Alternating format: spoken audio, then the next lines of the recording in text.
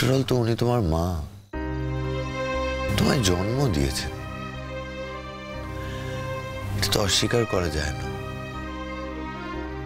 হয়তো ওনার ভালো চাওয়া আর আমাদের সবার ভালো চাওয়া এক নয়, নাই হতে পারে, কিন্তু ওনার যে তোমার প্রতি দাবি বা চাওয়াটা এটা কিন্তু মিথ্যে নয়, সেইটাকে একটু সম্মান করা উচিত আমার তাই মনে হয়। তাই আমি তোমায় বারবার এই রিকোয়েস্টটা করছি যে চেষ্টা করো যাতে ঝগড়াঝাটি অশান্তি এসব না হলেই ভালো। মানে আমি বলতে চাইছি যে তুমি ওনার সাথে আর মিসবিহেভ করো না, খারাপ ভেবে নিও না আমার কথাটা।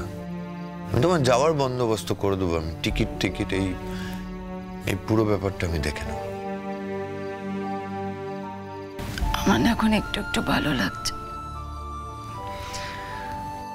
ভালো তো,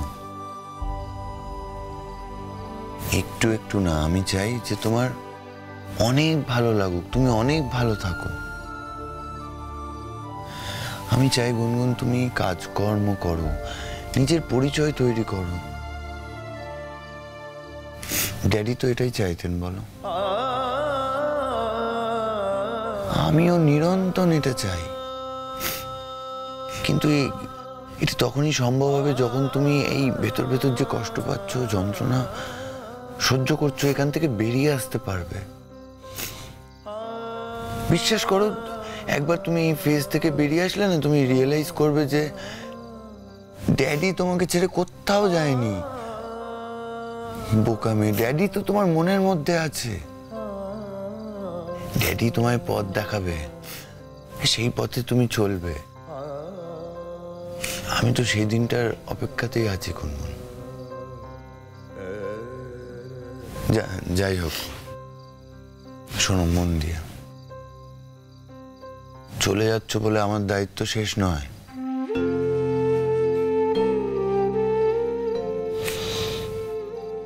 তোমার যদি মনে হয় যে ওখানে তুমি ভালো নেই বা তোমার থাকতে কোনো অসুবিধা হচ্ছে, নাও হতে পারে, কিন্তু যদি হয় তুমি একবার আমায় বলবে, আমি তোমায় ফেরত নিয়ে আসবো। প্রমিস? আমার কথাই আমার প্রমিস। প্রমিস।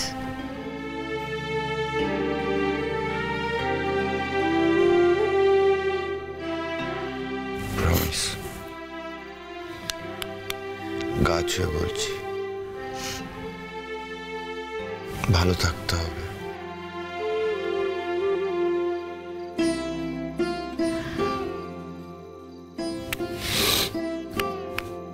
ভালো থাকো।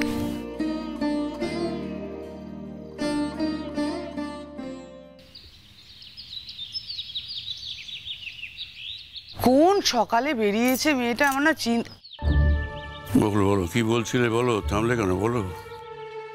কিছু না বর্দা ভাই, ওই ছেলে মানুষ তো আমাদের শাড়িটা এখনো বোঝে না, ভয়ের আওতার মধ্যেই ও আছে। বেরিয়েছে অনেকক্ষণ হয়ে গেছে, কোথায় গেছে সেটা বলে যায়নি, সেটাই বলছিলাম ছোট ঠাকুরপোকে। ওকে নিয়ে আমি সমস্ত আশা ছেড়ে দিয়েছি। যার জীবনে এত বড় একটা ঘটনা, এত বড় একটা দুর্যোগ ঘটে গেছে, তারপরও যে মেয়েটা এতটা ডেসপারেট হতে পারে, আমি আমার মেয়েকে না দেখলে বুঝতে পারতাম না। বিশ্বাস কর। না না, কেন তুমি ওর সম্পর্কে এই ধরনের কথা বলছো? কেন কেন বলছো? একটা মেয়ে সারাদিন পড়াশোনা করে, বই মুখে নিয়ে বসে থাকে, কেন বলছো ওর সম্পর্কে এই ধরনের কথা? পড়াশোনা সত্যি ও বই মুখে নিয়েই তো বসে থাকে, পড়াশোনা তো সর্বক্ষণই করে, কিন্তু বাইরে বেরোচ্ছে আমরা জানি না, সেটাই বলছিলাম আর কি। না, কি পড়ছে, কি পরীক্ষা দিয়েছে, কি পরীক্ষা দিল, কোনো কিছুই তো আমরা বুঝতে পারছি না। ও যেন সমস্ত পৃথিবী থেকে নিজেকে গুটিয়ে নিয়েছে। ওকে তো নর্মাল জীবনে ফিরতে হবে নাকি? ওর পক্ষে নর্মাল জীবনে ফেরা সম্ভব?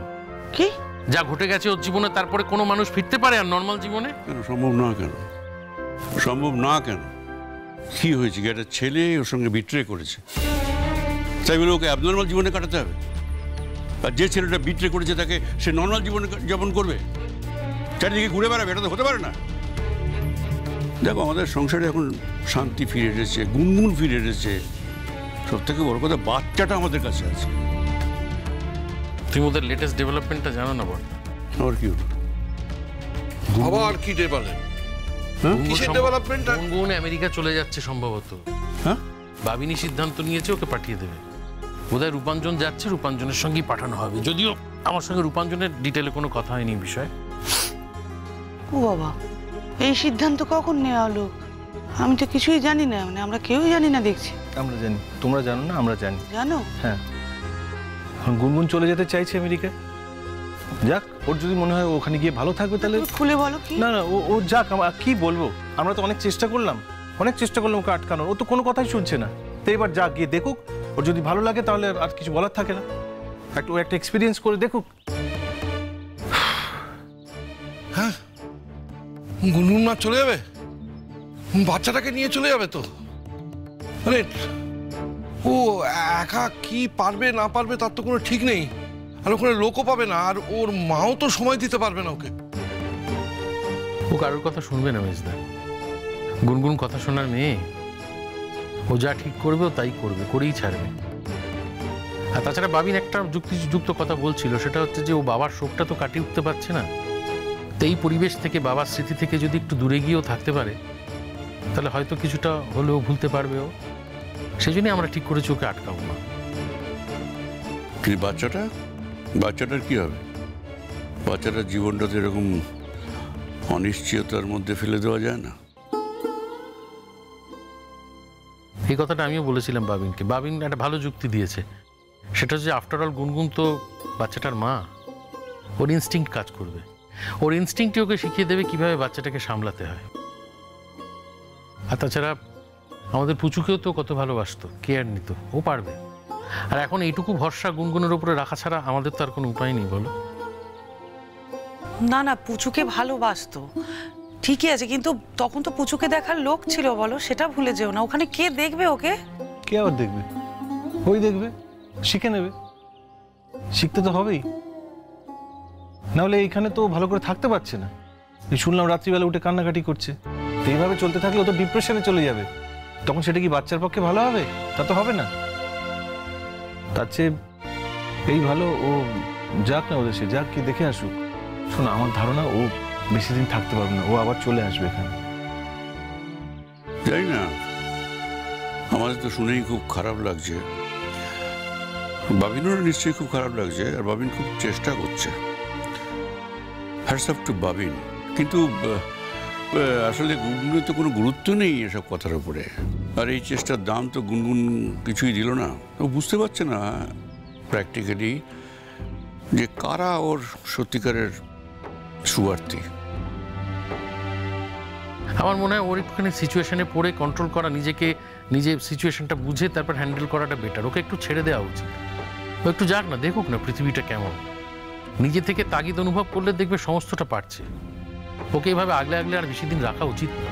ওকে একটু বুঝতে দাও, দুনিয়াটা বুঝুক, পৃথিবীটা বুঝুক। এই বলছিলাম, তোমরা সাজিকে কেউ ফোন করেছো? হ্যাঁ হ্যাঁ, আমি করেছি। আমি তো ফোন করছি, ও ধরছে না। কেন ধরছে না বুঝতে পারছি না। বাঁদরামো তোরাও যেমন, তুই বলে ফোনটা করেছিস। আমি তো আর ওকে ফোন টোন করি না, কোনো কথাও বলি না, যোগাযোগও রাখি না। কেন বলো তো তুমি এরকম করো? কি ব্যাপারটাকে আমি বুঝতে পারছি না। বিয়ের সময় থেকে দেখছি ওর উপর তোমার একটা অদ্ভুত রাগ হয়ে আছে। তুমি কিছুতেই ওকে অ্যাকসেপ্ট করতে পারছো না। পটকা, সাজি তোমার একমাত্র মেয়ে, এটা ভুলে যেও না। দেখ, আমি কিছু ভুলিনি রিজু। আর আমি এটা কখনোই মনে করি না যে ওই আমার একটা মাত্র মেয়ে। তোরা তারা কে আমার?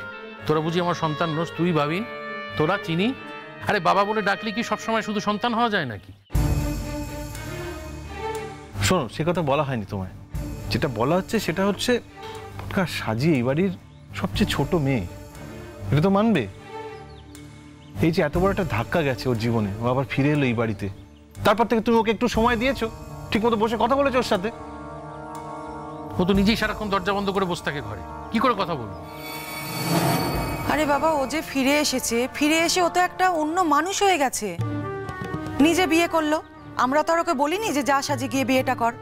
বিয়ে করার পর ধাক্কা খেয়ে এই বাড়িতে ফিরে এলো।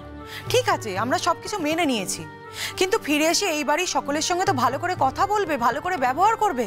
তা না, ঘরে দরজা বন্ধ করে বসে থাকে, কারোর সঙ্গে তো কথাই বলে না, মেলামেশাই করে না। হ্যাঁ, সাজির একটা অদ্ভুত বদল হয়েছে, সেটা লক্ষ্য করেছি আমি। এই সারা রাত ঘরের মধ্যে আলো জ্বেলে বসে থাকে। তো আমি ভেবেছিলাম যে একদিন জিজ্ঞেস করবো, তো পরের দিন জিজ্ঞেস করলাম, তো বললো নাকি পড়ছে। কি জানি সারাদিন সারা রাত কি পড়ে কিছুই তো বুঝতে পারি না। আরে পরে তো দেখো, ও যে মন দিয়ে পড়াশোনা করে এটা কিন্তু আমি দেখেছি, আমি অন্তত বুঝেছি যে ও একেবারে পড়াশোনার মধ্যেই নিজেকে ডুবিয়ে রেখেছে।